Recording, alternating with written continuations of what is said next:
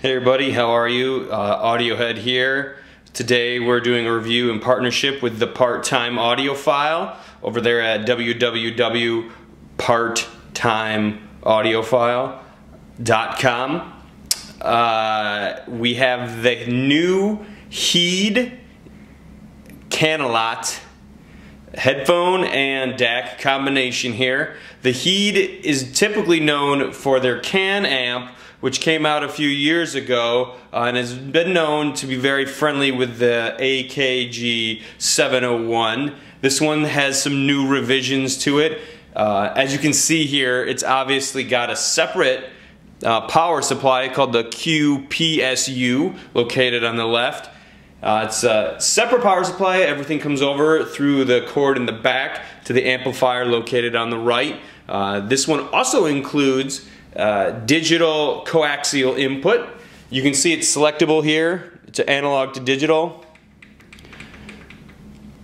This unit also includes an additional headphone input. So you can see here that has two total now.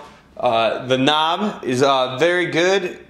I like it a lot. It's got a good finish. The overall build of the unit is pretty good. I like it. It's solid. The power supply is much heavier than the amplifier, as you might expect.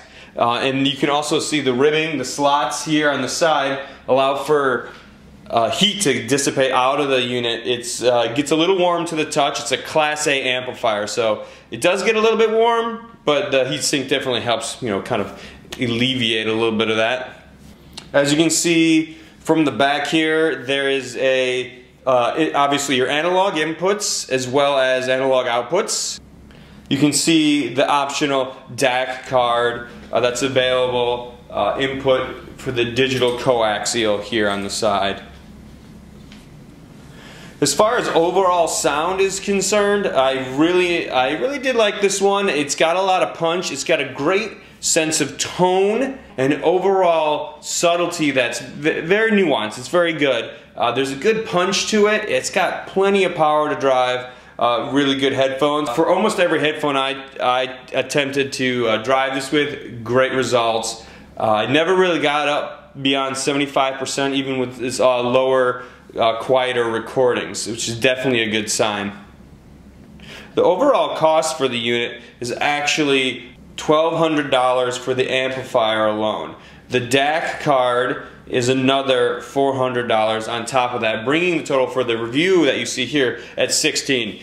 So it's $1,600. So it's a little bit on the higher end of things. For that though, you do get quite a bit of punch. You do get like a pretty solid, dedicated headphone amplifier. It's not dry by any means. It's got a lot of energy. It's pretty exciting. As far as the $400 DAC card, I found the performance to be pretty good for $400. Not the best I'd ever had. I have DACs here that cost more and perform more, but for around $400, it does the job. It definitely gets the job done. The other side of that is there is no USB input on this unit, which is kind of a drawback. So unless you already have an external DAC that you really love or a great source that you like a coaxial out to, you might want to look into USB connectivity. For $400, you could probably swing yourself a pretty good DAC with full interface, so you could just run the analog outs to this amplifier. As you may be able to see from this shot, the actual size of this is a little bit smaller. Each unit is roughly the size of like a 2-pound Velveeta loaf box. So it's not a massive size. It actually both will fit kind of well on any type of desk or AV unit, that kind of thing. It doesn't take up a lot of space. It's a little bit bigger than some of the new compact combo DAC units out there.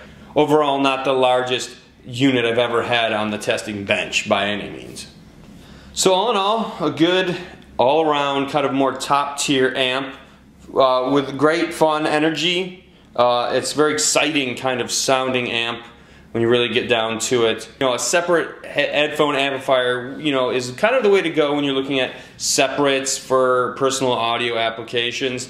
You can really get individual DACs that you like, get the sound signature you want right, invest your money in particular products along the chain where you can just kind of cater it to your tastes and your needs, and you can do each piece of the chain one at a time that way. So there's a lot more versatility involved when you do a separate headphone amplifier as opposed to doing one that's combined an all-in-one unit or even the headphone out from one of your components. So this one is the Heed Canalot with the optional DAC card in it. This video is brought to you in partnership with the Part-Time Audiophile, so feel free to check out the full review on his site, www.parttimeaudiophile.com, and let me know if you have any questions in the comments section. Thanks a lot, guys.